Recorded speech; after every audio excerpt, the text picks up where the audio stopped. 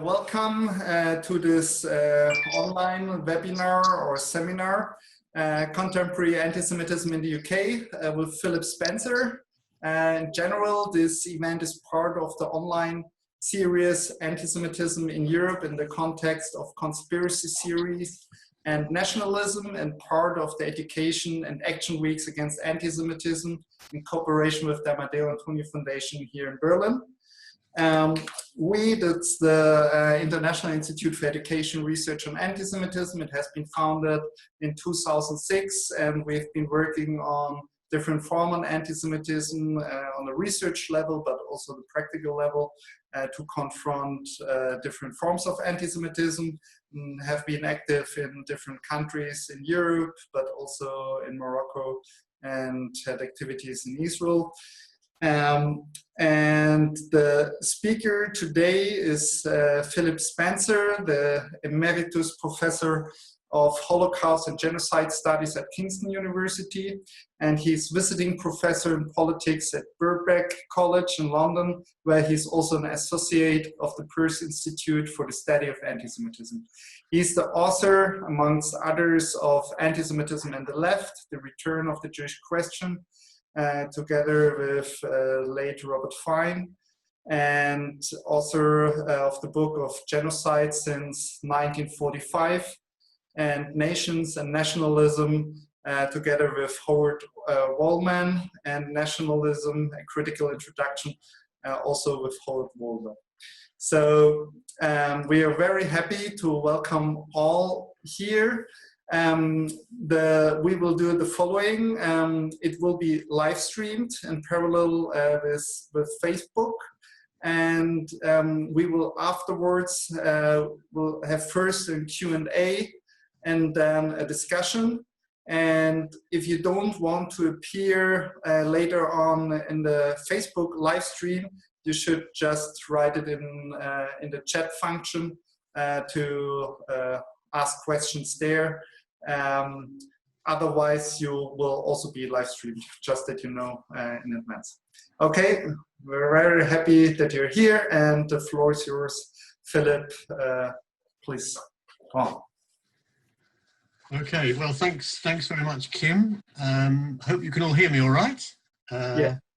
And thanks to IPSA for this opportunity. First of all, I hope everybody watching this is safe and well. And thanks for coming, in quotation marks. I've been asked to speak about contemporary anti-Semitism in the UK in the context of two things: conspiracy thinking, conspiracy theories, and nationalism.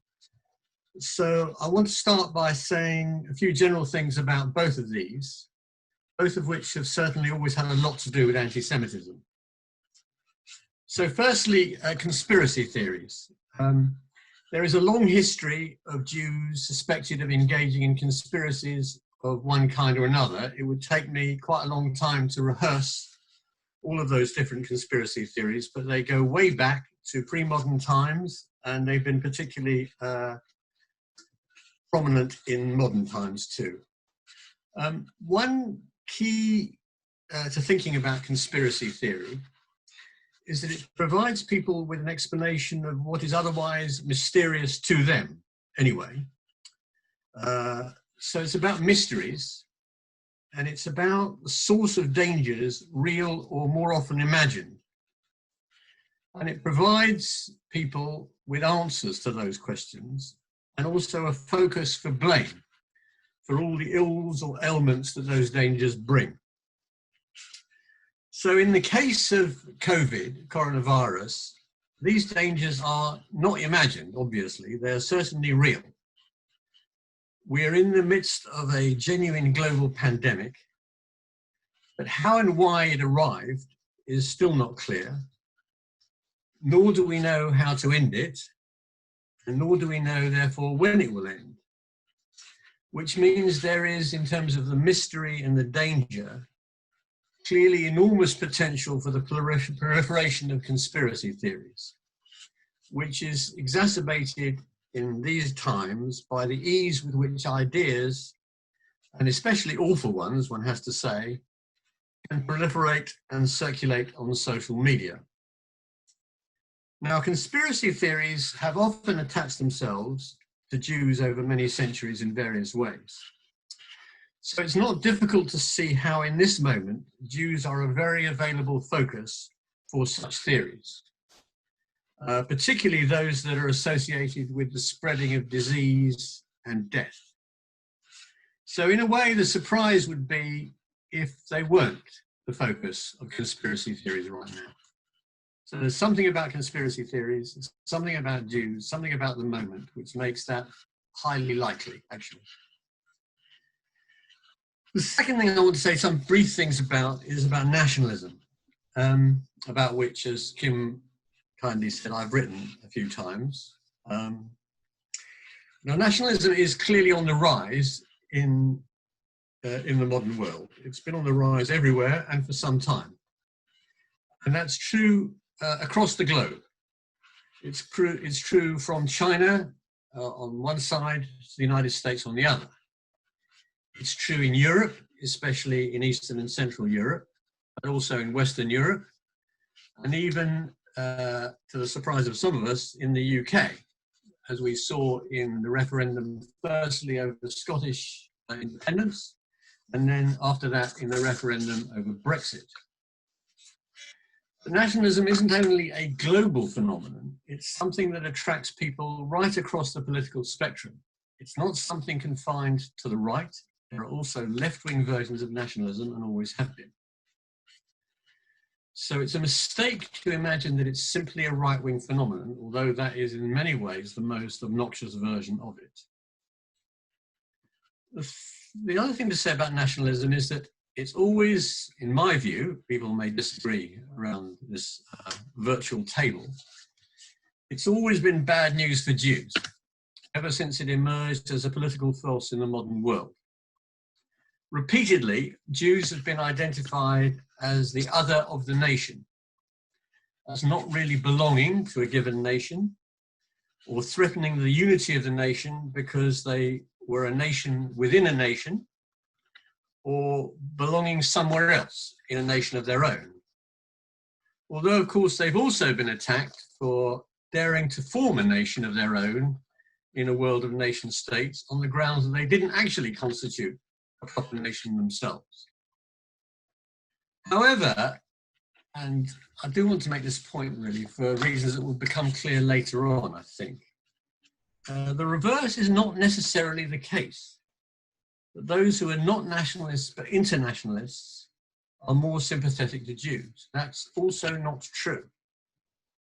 And we know that especially from the Soviet experience, and the Soviet Union and its satellites, which long commanded the apparently internationalist sympathies of many on the left, attacked Jews simultaneously, although in a contradictory way, for being both nationalists, that is to say Zionists, and being too internationalists, that is to say cosmopolitan. And either way, they were suspected of the same kind of disloyalty that nationalists attributed to them. Now, the reason I make this point is that rather than just nationalism, which was my remit, I think it might be better to think about political ideologies that construct an us and a them, that divide the world in a binary fashion between the good people and the bad people, between those over here and those over there. And this happens both with nationalists on the right and with nationalists on the left, but also with some forms of internationalism.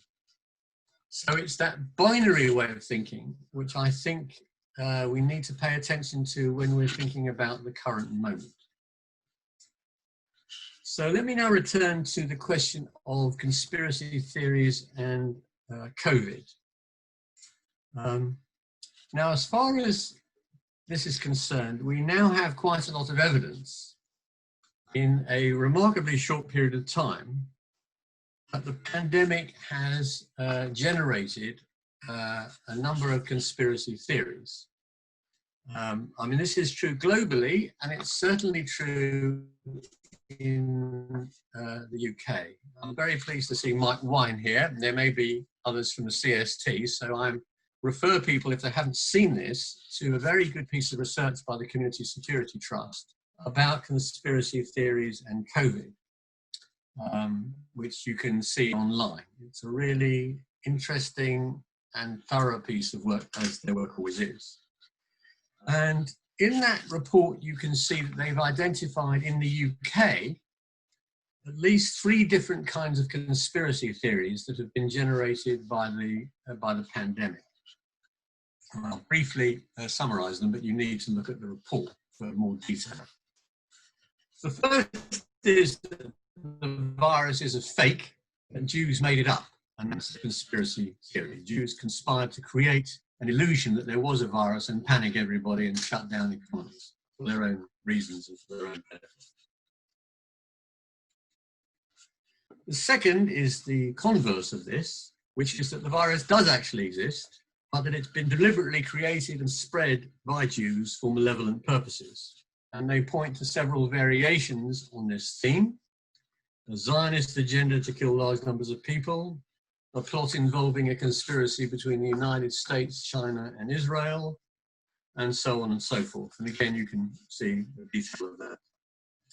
And the third version is that Jews are the primary spreaders of the virus, what's sometimes described as the Jew flu. Those are the conspiracy theories. There are other extremely unpleasant features of this worldview, which involves people celebrating, and of course these are all contradictions, the number of Jews that are dying, and indeed trying to spread the virus in order to kill Jews. But I don't want to get bogged down in that particularly unpleasant stuff.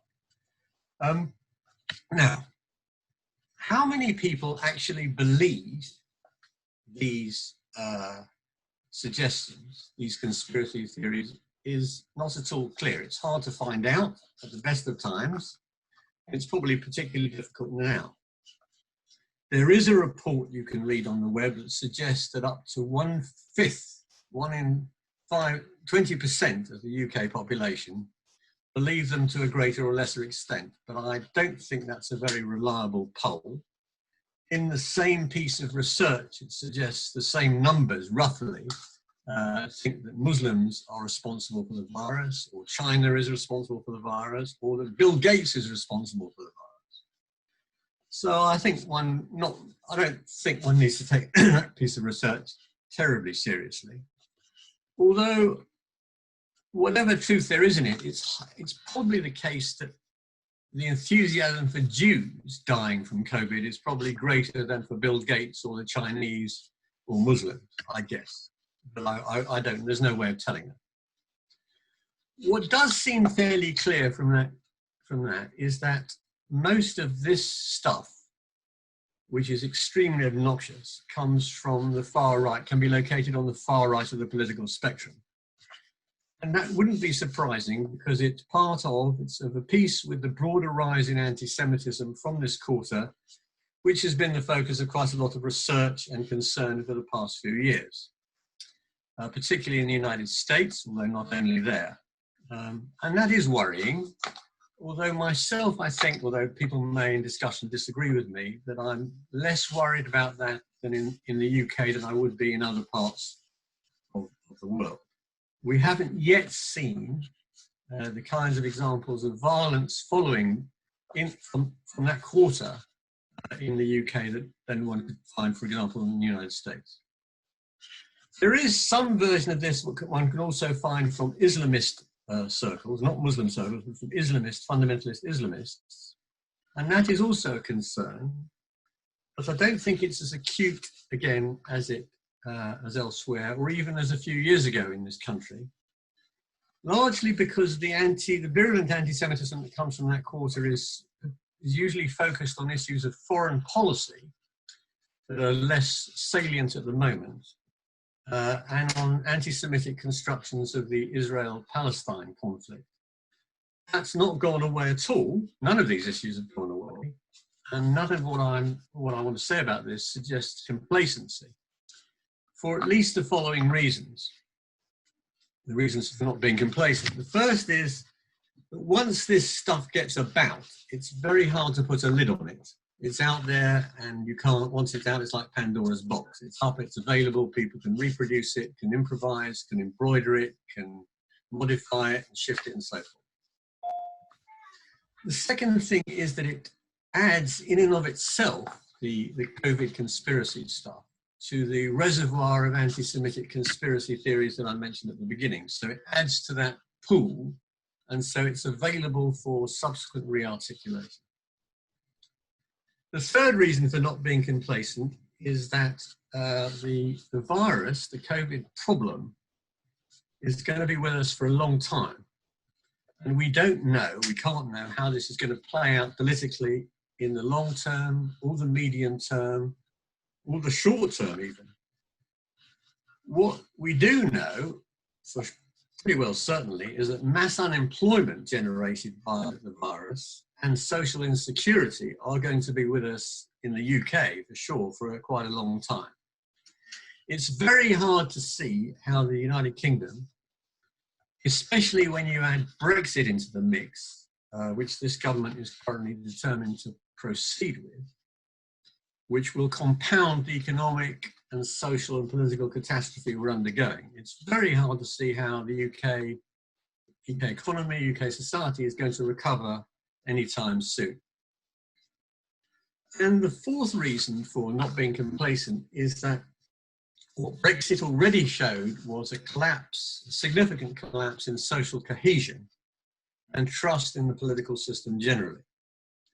But Brexit was only one indicator.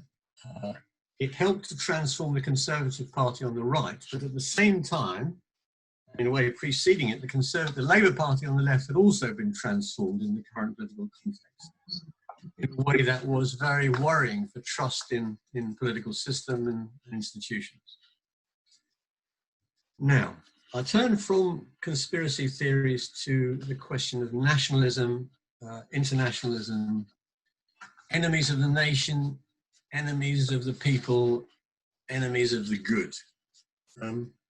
Now, one way of thinking about this set of things is in terms of a rise in extremism, and that obviously relates to the declining trust in political institutions. Rise in extremism, a collapse in the political centre, the decline of social democracy, or moderate forms of conservatism and liberalism in the UK. And I think there's a lot of truth in that point of view. I don't necessarily disagree with it, but I don't think it's enough to explain what's going on. And I think there are other elements too in what's going on, which have to do with not just political extremism as such, but with the construction of enemies of the nation and or the people. And on the left as well as on the right. And it's not so much extremism, I think, or not only extremism, so much as a binary way of thinking, which I think is another source or driver for anti-Semitism in the UK and quite conceivably globally. And this poses additional problems to the conspiracy problems that I just talked about. And I want to explore that a bit now. And I think there are additional problems, but I think they're connected problems. I don't think they exist in some kind of isolation. I think there is a connection between a binary way of thinking and the conspiracy theories that you can find largely on the right, which mean the dangers are greater. So let me start by noting the significance and presence of conspiratorial ways of thinking on the left too.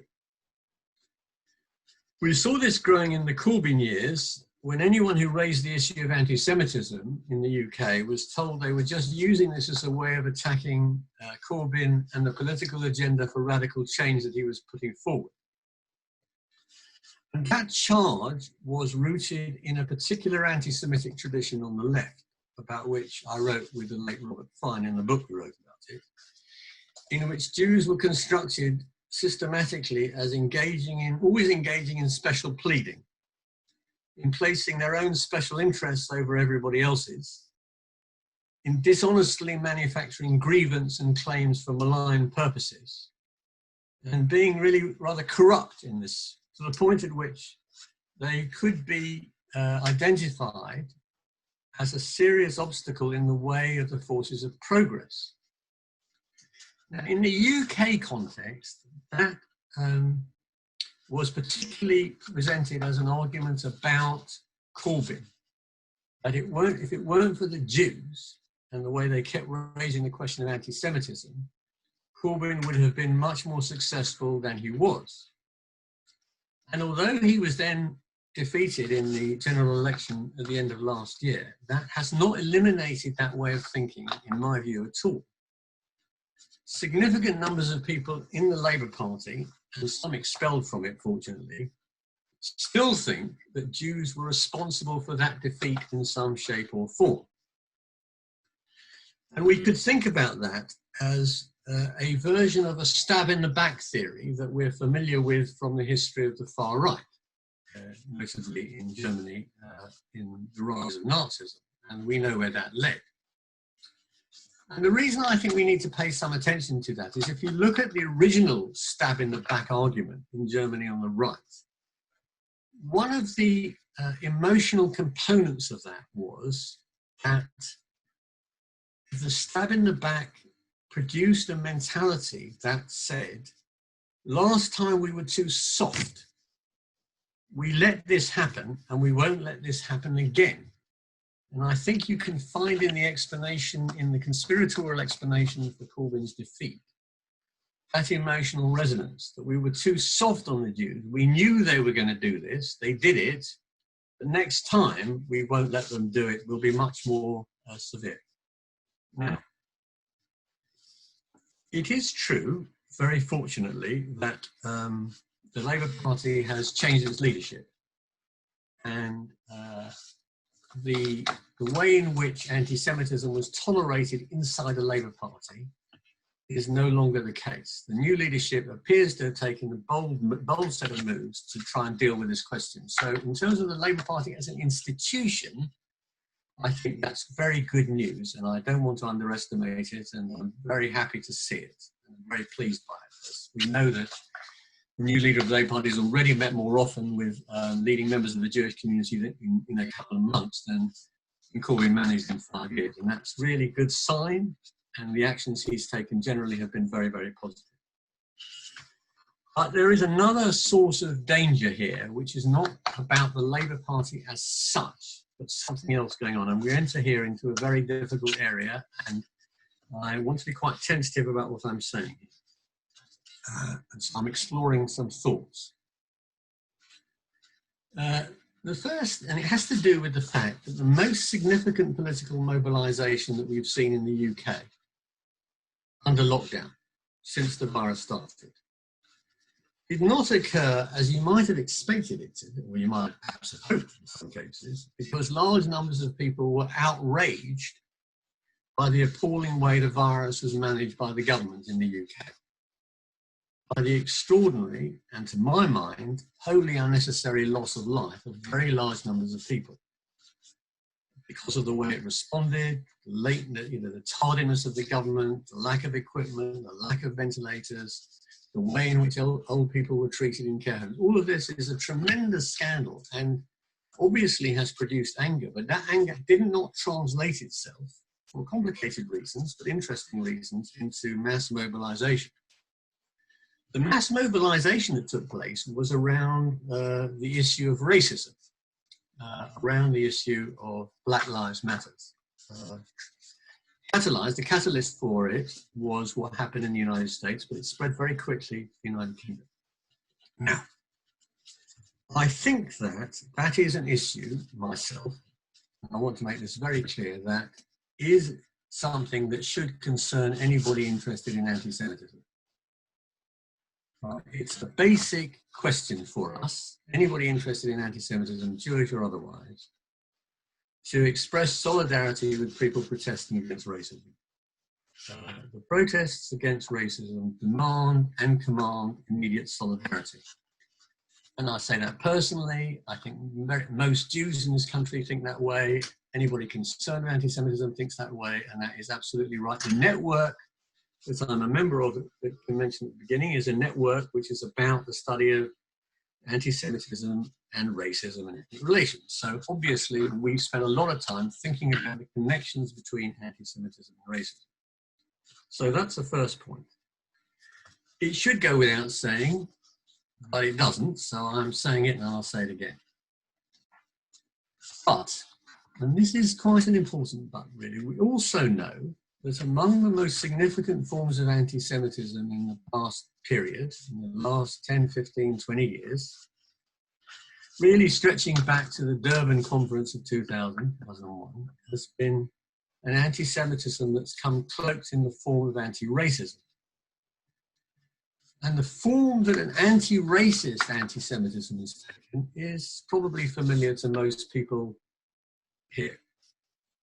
That, for example, Jews have become the racists of today, that Zionism is the new Nazism, that the real victims of racism are no longer Jews and can't be Jews any longer because Jews have become white. They've become white in the UK, they've become white in the United States, they've become white in a global setting in the way in which Israel has come to operate, either as a tool of white Western imperialism or the other way around. And it's this way of thinking that has led a few people in the Black Lives Movement to demand that support for Black Lives Matters means that you have to be an anti-Zionist. And anyone who rejects that connection is part of a gagging of the Black Lives Movement itself. Now, the point about this is that this is also a conspiracy theory, the gagging argument, in which Jews are seen to be engaged in a conspiracy now, not just against Corbyn and that part of the left, but against the wider forces of progress represented by Black Lives Matters, both in the UK and more generally. And it's here that there can be connections to the anti-Semitic conspiracy theories on the far right. And there are already some indications of this that you can see. There has been, for example, the posting of the very famous mural, the reposting of the very famous mural that Corbyn was attacked for, which was put on a wall in East London, which depicted some classic anti-Semitic tropes of Jews carving up the world. And that was posted as a suggestion that we can't go back to the way things were because the Jews still control the world, so something's got to change here. And that's not coming from the far right. Okay, that's the connection. Now, it may be the case, and I hope very much in this case, that this is a very minority phenomenon, and it won't go anywhere. I don't know. All I want to suggest is we always need to pay attention to forms of conspiracy theory, wherever they come from. And I think that the current climate, which has generated conspiracy theories largely on the far right, but that can be picked up elsewhere, the current climate's not going to change very much. And we need to be thinking about this as a problem for at least the medium term, where there's going to be mass unemployment, where there's going to be a huge dislocation that I talked about before in the UK of a Brexit compounded pandemic. But also, and this is the thing that worries me, where the legitimate hopes of people protesting may not be wholly fulfilled, or unlikely to be wholly fulfilled. So the question arises of who will then get blamed when those hopes aren't fully fulfilled. And I think it's possible, I don't know, I'm only making a suggestion, that Jews will be blamed. And the reason I say that is because they so often are. And because they are so often, and I said this right at the beginning, the focus for conspiracy theories. I want to make one final point and then I'll shut up. But there is a reason for this, which is connected to the way we think about racism generally. This is where conspiracy theory touches on how we think about racism. And that is that there is, on the one hand, clearly a very important connection between anti-Semitism and other forms of racism in the modern world. You can see this in Nazism, the connection between Nazi anti-Semitism and colonial racism, how it fed on that. You can see that in 19th century racial thinking about Jews and blacks. You can see that in the 18th century. You can even trace it back, if you want to, and my late friend Robert did this, to the discovery of the Americas to 1492, where you saw the emergence of an an imperialist, colonialist form of racism at the same time as Jews were being expelled from Spain. So there are very, very profound and important connections between anti-Semitism and other kinds of racism, and especially pseudo-scientific racism and anti-black racism. But there are also differences. And one important difference is that lots of people have pointed to, so it's not a novel idea, is that anti-Semitism has a particular feature which I don't think, but I'm very happy to be corrected on this, you can see in anti-black racism. And that is that Jews are not only seen as inferior, but also as extremely powerful. And as possessing extraordinary power to control the world. Now, it's complicated because there are also fears of black power in other ways, but the global power that's attributed to Jews, I don't think you can see in anti-black racism. Now, to say this doesn't mean, and I must make this point very strongly, that the racism that Jews suffer from is worse than the racism that black people suffer from. I don't think one should ever get into competitive suffering. I don't think that's a helpful way of thinking about anything. Actually, I think, to quote the late Norman Gerrest, it's morally odious to do that, to compare suffering. But I do think that that conspiratorial element to anti-Semitism, which distinguishes it from other kinds of racism, does matter. And it makes it potentially available even to people who are concerned with anti-black racism.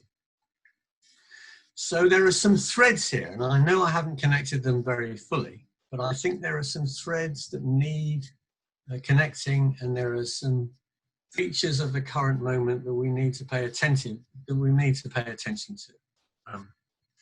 In the UK, it may be of more global significance. I'm not competent to judge, but those are some thoughts I have about it, and I'll stop there.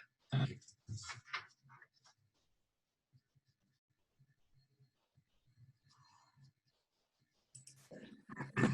Okay, we can give an applause if you want. Thank you, Philip, for the presentation and all the remarks and consideration you gave here. I want to welcome again the people who joined after the first welcome. So welcome to you. I want to do in the first round a Q&A. Maybe some people have a question or short remarks on this, and then later on to begin a kind of more discussion style. So if there's anybody who want to ask something about what Philip said, can either at this moment just turn on the microphone or write something in the chat or raise the hands through the chat version. So I try to follow up, and if there are too many people, I will start to moderate. Okay, is there anybody who want to ask something about what Philip just said? Okay, there's I see Mike Wine. So Mike, please go on. Hi, good afternoon. Hello, Philip. Nice to see you. You too. It's not really a question. It's a comment, and I emailed a couple of you in the last few minutes. There is a recently published research report in the Visegrad states, that's the Central and East European states, by Globsec, which looks at amongst other things, conspiracy theories and the prevalence of conspiracy theories. And on the sort of coattails of that, my colleague at ECRI at the Council of Europe, Michał Wozecki, who is a sociologist, is running a European Commission-sponsored research project looking at anti-Semitic conspiracy theories in the Visegrad states.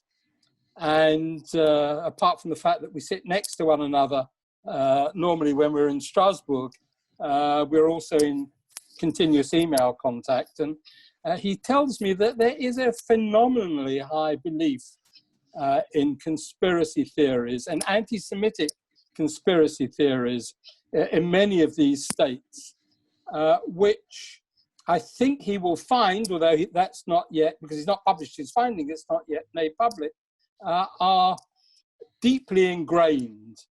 So despite the fact that none of these states have any large number of anti-Semitic incidents, violent or other types, deeply ingrained within the population, there is a strong belief in anti-Semitic conspiracy theories. And my comment on this is that whilst we are perhaps surprised at the growth of such theories in recent years in Western European countries, I think I personally am much more surprised that they've remained dormant in Central Europe and are only just resurfacing. And I wondered whether this is an area that you've looked into, Philip. I haven't looked into it specifically, but what I would say is that in a way that's what I was alerting to about not being complacent about it. I think when it's the reservoir theory, when this stuff is there, it's very hard to get rid of once it's out and about, and it's there and it's available. So I'm not surprised it stays there. It's so deeply rooted. It's hard to think it will just go away. One of the features of anti-Semitism also, which must also apply to the point you just made, is of course you don't need to have any Jews there for it to operate.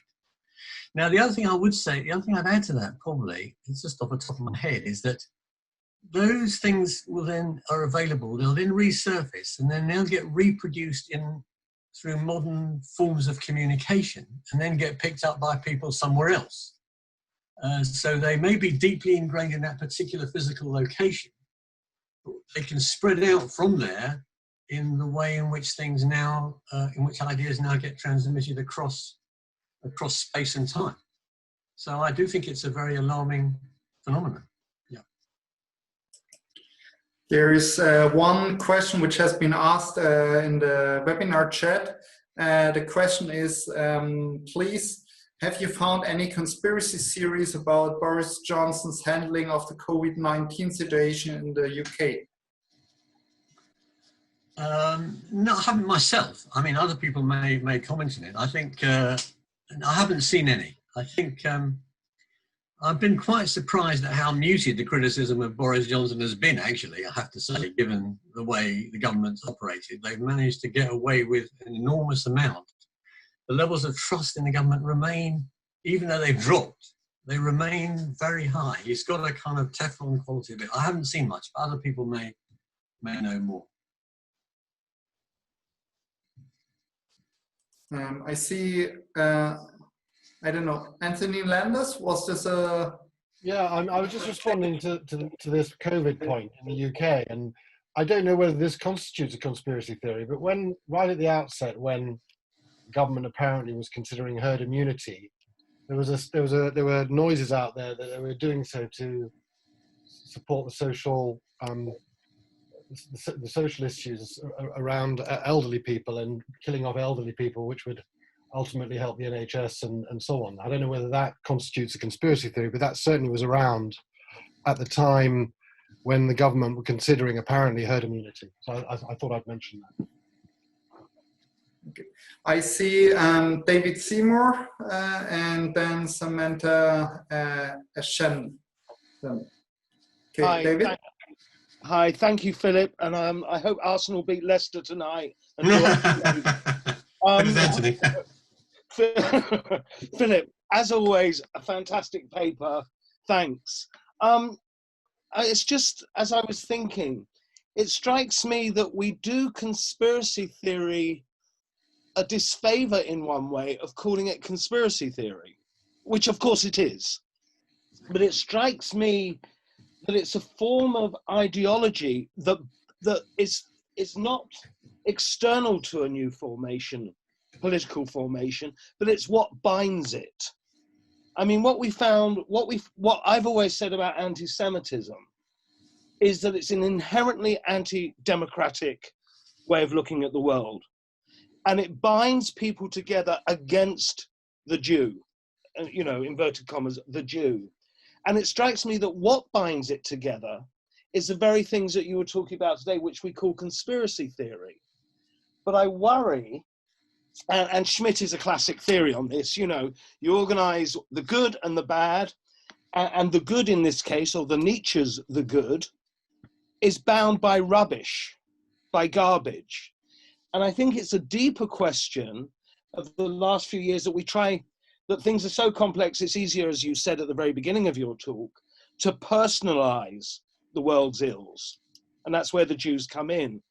But the idea of conspiracy theory, just to finish off, sort of dismisses how, and you mentioned the word ingrained in Eastern Europe, but how people, it's not a reservoir as such, but people believe it like they believe, you know, that they take it for real. It's not something that, I don't think we take it seriously as a binding of political or anti-political views.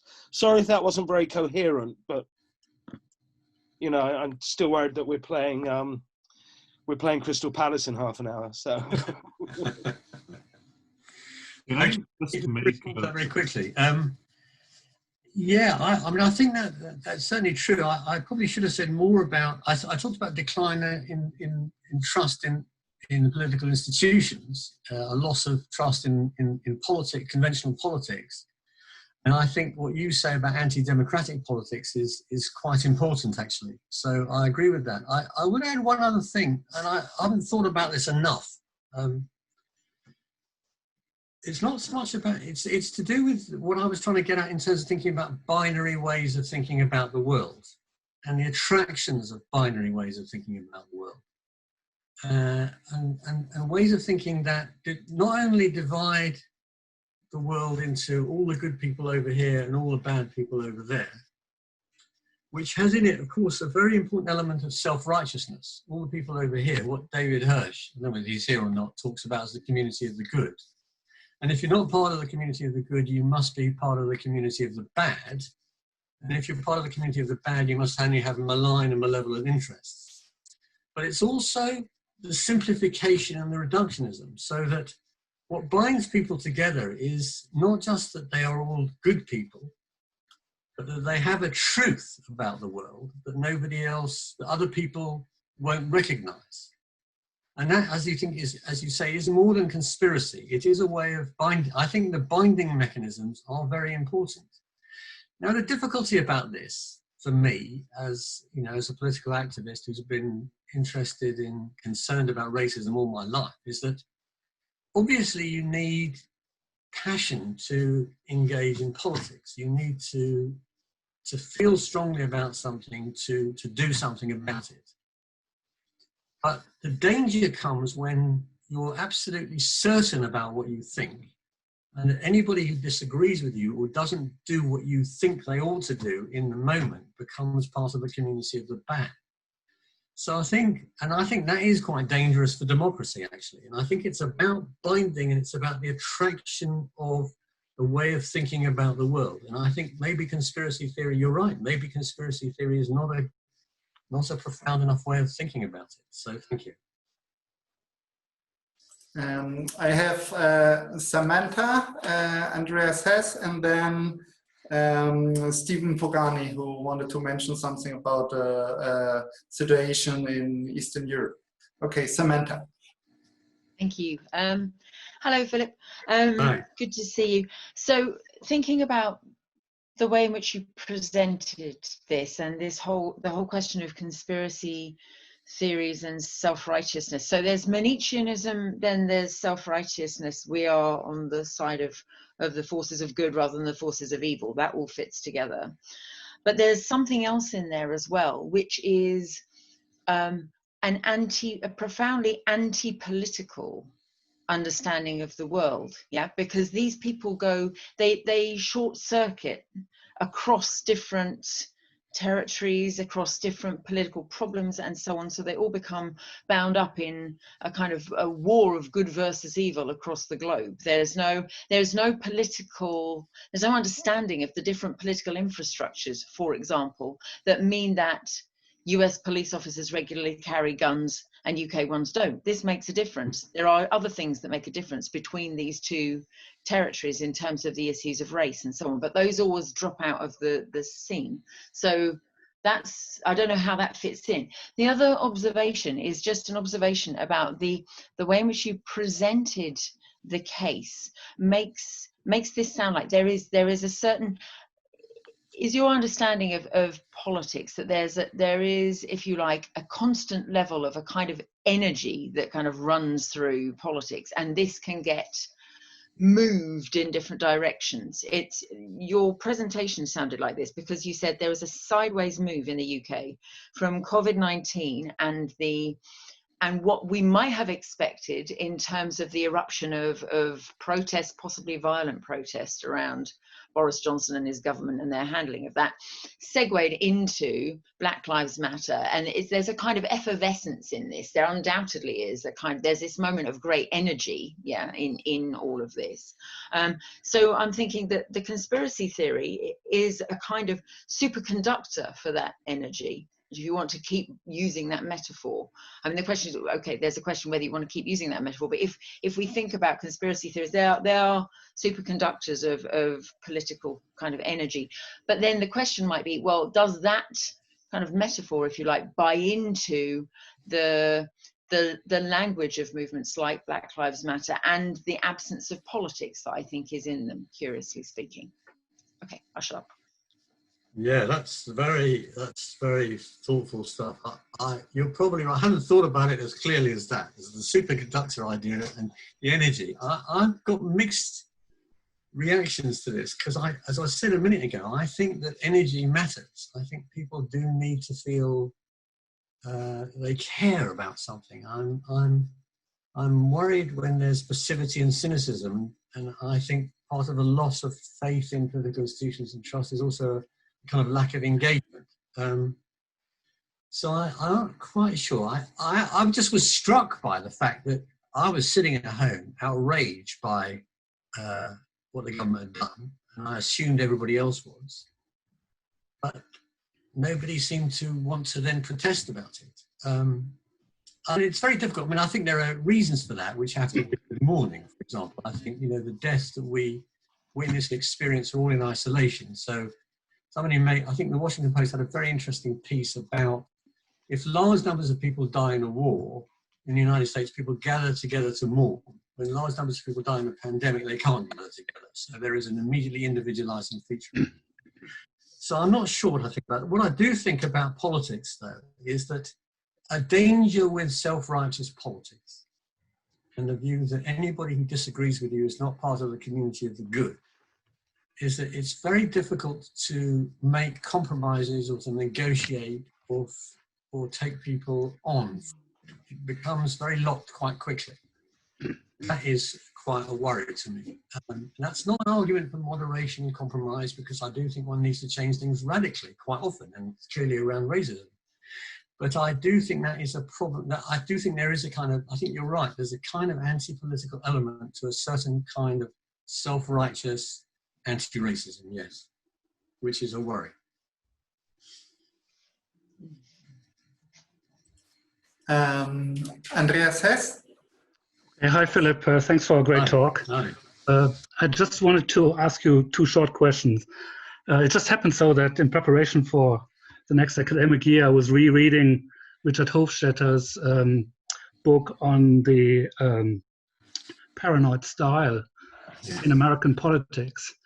And reading the book, I almost felt like I was time traveling, in the sense that some of what we see at the moment in the US and what we see also in the UK is partly, strange enough, covered in that book, as if it had a sense of what was going to happen a century, almost, well, 3/4 of a century later. So I just wonder whether, are we operating, or is it helpful? Wouldn't it be more helpful to look at that paranoid style out of which anti-intellectualism, antisemitism, racism form the glue that helps to, make that paranoid style work.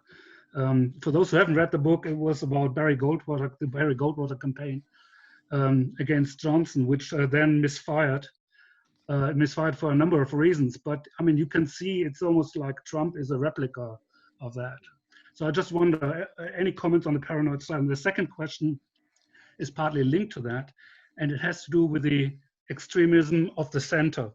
You talked about left and right. I'm much more worried about what's happening when the top institutions and the top positions in the political system are occupied with people who are influenced by partly the paranoid style that I just mentioned. That worries me a lot more than what's happening on the margins, although the margins are not harm, they are dangerous, but I'm wondering a lot more about the extremism of the center. I just wonder whether you could say a little bit more about that. I think I'd need to hear more from you about what you think extremism of the centre is, actually. So it's not something I've thought about really at all. What I would say about paranoia, I think that book is on my shelves too. I better go and have a look. I'm sure you're right, because I think anti-Semitism has always had in it a paranoid component.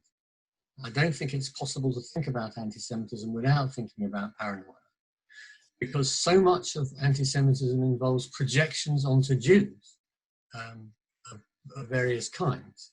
And conspiracy theories are, a way, provide one set of projections, but they're not the only set of projections available. So one of the things I think maybe David Seymour was right, actually, that it's too superficial to think only in terms of conspiracy theories. One needs to make the connections, not just as I was trying to do, between different kinds of conspiracy theories, but also the connections between conspiracy theories and forms of politics. Because paranoia is around in lots of different places. I don't know, I can't think at the moment off the top of my head about what you mean by paranoia in the extremism of the centre, but I think paranoia in anti-Semitism is very important. And so the thing about, one of the things about paranoia is that what's going on there, and I'm thinking psychoanalytically about this, is that what people think about themselves or fear in themselves gets projected onto other people. And that's so common in the history of anti-Semitism. So and the projections change, of course, over time. But that does give it a tremendous energy and force. And it's always there. It's always there.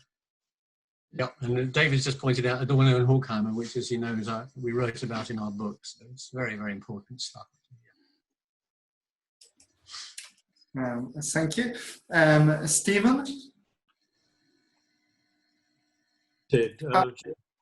Now we can hear you. Okay, hello. Very interesting presentation, Philip. Thank you. Just a brief comment, because there was some discussion earlier about how deep-rooted conspiracy theories are in Eastern Europe, which we here in Eastern Europe generally refer to as Central Europe, but anyway. I did say both, I said both. Oh, sorry. No, you did. Yeah, someone else referred to Eastern Europe. It's always surprised me that people are surprised by this.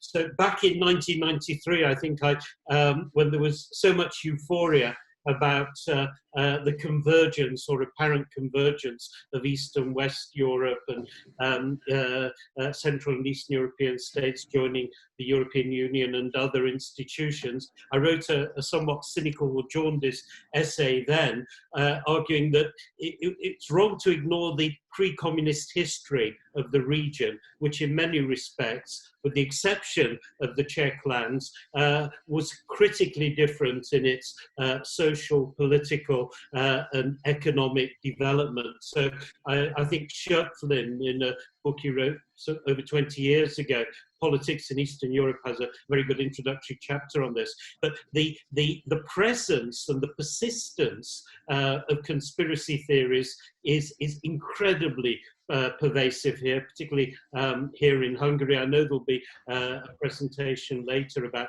conspiracy theories and Soros, but you see it in the language of of senior Fidesz politicians, of media figures who are in the same camp. But what to me is particularly sinister is the re-legitimation and reintroduction of writers who were excluded or banned during the communist period, who are now treated as martyrs and national heroes. And the writer I'd particularly like to cite here, there are a number, but Albert Vosch, I just recently wrote a chapter for a book of essays about him. He was an extraordinarily undistinguished writer, but he's now revered by many, many sections of opinion here. There are statues of him all over the country. One of his less overtly anti-Semitic works has now been introduced on the national school curriculum. And if you look at much of his writing, as of other writers of a similar mental outlook, they perpetuate these fairly crude anti-Semitic stereotypes, of which the idea of the Jew as some kind of all-powerful manipulator is very, very evident, and then ties in so neatly with the government's current and ongoing rhetoric about Soros. But that's really all I want to know. I think something similar probably could be said about Poland, actually, I think. Yeah. The road, or it's more contested, the ideology, less contested here, sadly. Sorry, Steve, I muted you at the beginning, so I don't know if the last sentence was understandable for everybody. If you can repeat it, please. The last sentence, yeah, I think you can see these trends in Poland too, but I think it's more contested there than in Hungary, as the ongoing presidential elections show. So there's still an ideological debate, whereas here there is very little room for debate, very little space in the media or other platforms, in the cultural sector, in higher education, in schools, for alternative, liberal, cosmopolitan viewpoints to be articulated. They're being squeezed out. I have one raised hand from Spinek Tarant from the Czech Republic. So, Spinek. Thank you very much, and thank you, Philip, for the great presentation, especially for the theoretical side of things. I wanted to react to this debate about importance of conspiracy theories in this region. And sorry for making an advertisement for my next week's lecture, but it turns out that conspiracy myths, as I prefer to call them, are the most typical form of anti-Semitism that, which you can find in Czech Republic and Slovakia. You can find it in the Jewish community reports on anti-Semitism, which distinguish left-wing anti-Semitism, right-wing anti-Semitism, and then these conspiracy theories, which often are neither left-wing, neither right-wing, and political science sometimes doesn't have boxes for this kind of thing. The entire left-wing, right-wing spectrum and concept doesn't work here, and in some points we have to introduce the dimension of religious studies, because what we are doing with here is a form of esotericism. It's a form of quasi-religious beliefs, and to fully understand this, we also have to introduce the perspective of new religious movements and things like that. So this is only my contribution to this debate.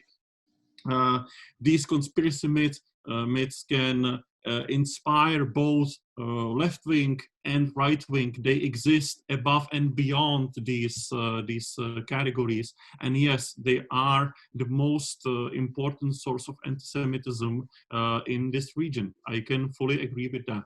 Thank you. Thank you for your comment. Philip, you want to comment on this?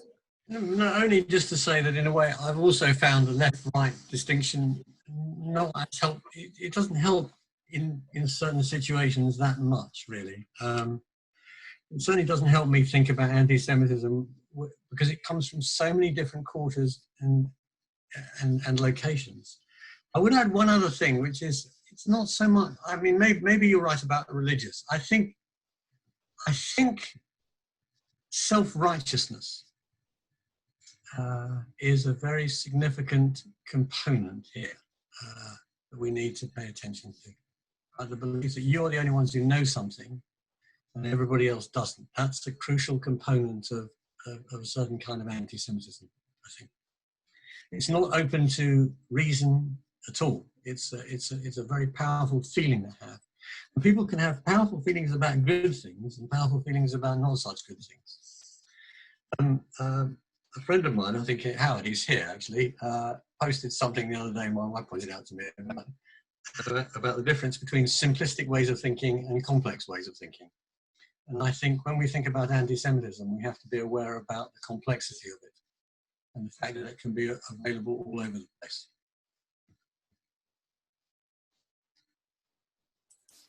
Thanks. There was one question on Facebook from a person from Germany, I assume. It says, in Germany, the left, especially the radical left, reflects the anti-Semitism in the movement and take action against this ideology. Why do leftists in the UK not do that? Is it related to the kind of criticism of capitalism, how it's being expressed in the UK? I didn't quite catch the question. Sorry. What is it that we're in the UK not doing? So the question is about why the left in the UK is not reflecting the anti-Semitism in the left itself. And one possible interpretation, I assume what the person suggests, is it could be the kind of criticism of capitalism the left is doing in the UK.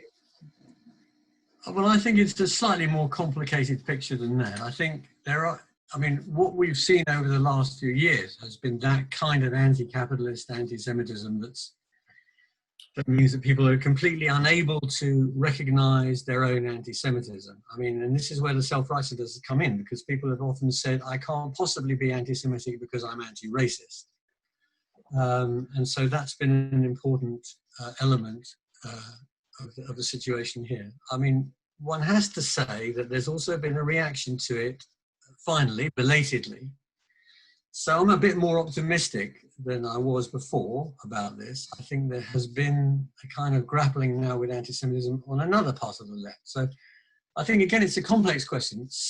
There is a long history on the left of anti-Semitism, but there's also a long history of fighting anti-Semitism on the left. So it's a question of different traditions in conflict. So I don't think one should be too simplistic about it. A certain kind of radical leftism, a certain kind of anti-capitalist thinking on the left, particularly one that's these days located within a very simplistic anti-imperialism, of which antizionism is a central component, not only tolerates, excuses and condones anti-Semitism, but actually facilitates it. And that's what we've seen. That's not the whole of the left, but that's been an important element historically, and it's been an important feature of what's been going on now. And I worry a little bit, I don't know how much I should worry about it, that the current very impressive form of anti-racism has that element at work within it as well as other things.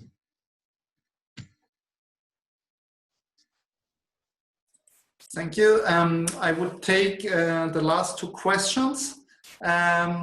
It's the first question is from Toby Simpson and followed by Nathan Abrams. Thank you, Kim, and thank you, Philip, for a really fascinating talk. My question is just to ask about, given how widespread we know belief in conspiracy theories to be, how on earth do we fight it? And I'd say this in light of research, for example, by a consortium of universities funded by the Leeuwenhoek Trust, which showed that over 60% of the UK population believe in at least one conspiracy theory. And so I sort of have a suggestion that is it perhaps more fruitful to look at the people who instrumentalize conspiracy theories rather than attempting to change the views of people who hold them? And I'm sort of thinking about that also in terms of the long history, as you say, of anti-Semitism on the right and on the left.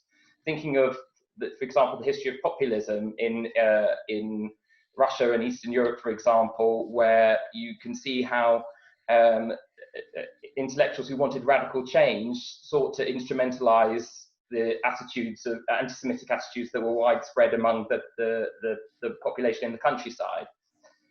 So I just wonder if we need to think more about the history of populism, but also about the ways in which widespread beliefs can be instrumentalized. Okay, I'm going to put in a quick plug here because Toby, very nice to see. Toby is the director of the Wiener Library, with which I'm associated. So if any of you haven't heard of the Wiener Library, which is a library for the study of the Holocaust and genocide, I'd strongly recommend you looking up on the web. So he's doing wonderful work, and the library is a great place, particularly for anybody interested in thinking about history and indeed the current state of anti-Semitism. Very quickly to respond, I think you're completely right that the instrumentalists, the people who mobilize this, the people who express it and articulate it are the dangerous ones. I mean, I think this is generally true. And so I think that's absolutely right. We need to pay attention to the people who express and disseminate anti-Semitic ideas and respond to them quickly as a general principle. On the question of populism, well, yes, I am alarmed by it, although I think it's a quite complicated term, and Andreas Hess, who's watching this, will, if we had time, would want to come in and say that he thinks it's a useless sociological term, probably rightly. What I would say, though, is that whatever term you give it, something has happened in British politics that is relatively new, at least in my political lifetime.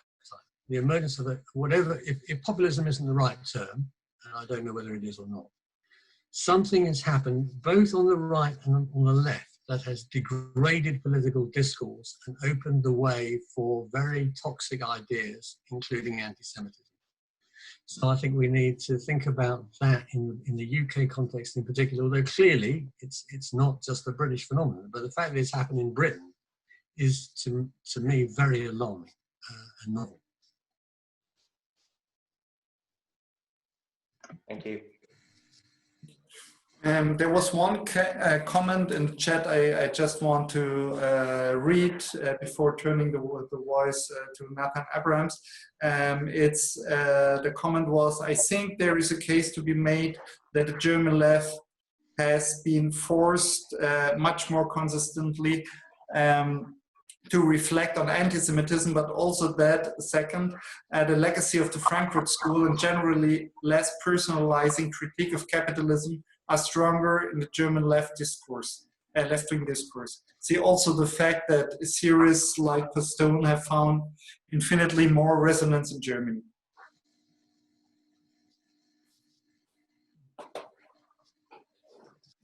Okay, so Nathan? Yep. Abrams? Hello. Thank you. I'm just about to post a link in response to a previous comment about has there been any anti-Semitic conspiracy theories in Britain, and there's a cartoon of Dominic Raab that one might interpret in that way. My question will probably be a quick one. I don't know if you saw the report, Philip, from the CST about Google anti-Semitic searches, came out last year. Oh, okay.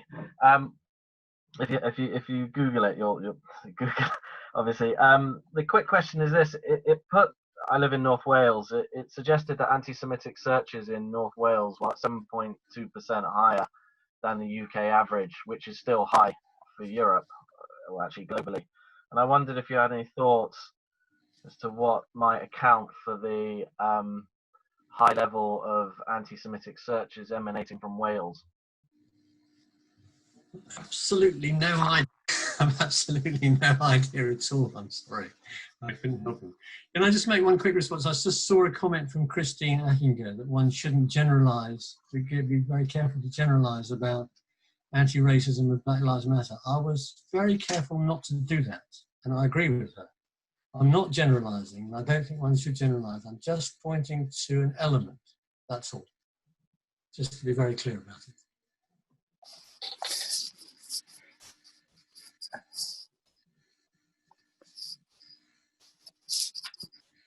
No, Mark, you're on. You're on. Okay. Yeah, in response to the last question, that research report that we at the CST published was carried out by Cardiff University. So perhaps they were looking very closely at home, but I don't think that there was any particular significance. The work that I've been doing for CST in the last few years has mostly been at the government level. I'm no longer one of our researchers. And in fact, I was talking the Welsh government through the process of adopting the working definition of anti-Semitism from IRA and a number of issues over the last few years. And I was going down to meet with working groups within the Welsh Parliament. And in fact, I found there a much greater appreciation of the dangers of anti-Semitism, particularly what we call contemporary anti-Semitism, than I was finding anywhere else. So I don't know if that sets your mind at rest. The other point I want to say is that I'm currently chairing a working group at the Council of Europe in Strasbourg, although we're meeting online and via Zoom, working on a policy recommendation for European governments on combating anti-Semitism. And my colleagues, and there are 5 of us, a historian, a lawyer, a sociologist, and the director of one of the EU member states' Equalities and Human Rights Commission.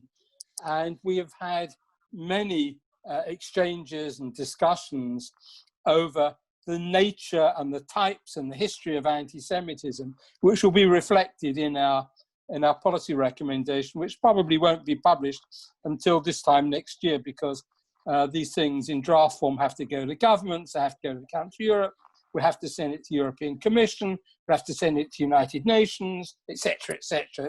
It's a very lengthy process. But several of the things that we've examined are the disparate origins of anti-Semitism, from the purely religious, the deicide accusations, through to the different forms of racial and cultural and political anti-Semitisms over the years. And the conclusion that we are coming to, and which we will be writing up in our policy recommendation, is that anti-Semitism is like a well, and you draw out of it continuously different things. And certainly conspiracy theories are very, very important in all of these, but that there are other issues as well. And as has been said, anti-Semitism springs from disparate origins. It's not just the extreme right or the extreme left. It's coming from the center. It's coming from religious extremists, and so on and so forth. So I just wanted to throw that in. If anybody's looking for the policy recommendation, it will be on the website in about 12 months' time, both of ECRI, which is the standing commission at the Council of Europe, which investigates member states, and also on the Council of Europe website. Thank you very much for that, actually. Yeah, that's very helpful. Thanks. So are there any last comments or questions from your side? If not, we planned the seminar for about 1 hour. We're a little bit longer already. if it's not the case, I just want to thank Philip again for the presentation and the consideration, and also to all the participants for this discussion and the comments participating here. And next week we will have, as mentioned before, this other event with Spinik Darand on esotericism and anti-Semitism on the case in the Czech Republic and Slovakia. And we will have in our seminar series also, we will deal with some other countries and challenges and phenomena. So you're happy to join the other events as well. So thank you to you, Philip, and all the others again. And it was great to see you all here. Thank you very much. Keep safe, everybody. Take care. Yeah. All right. Thank you. Bye-bye. Bye-bye.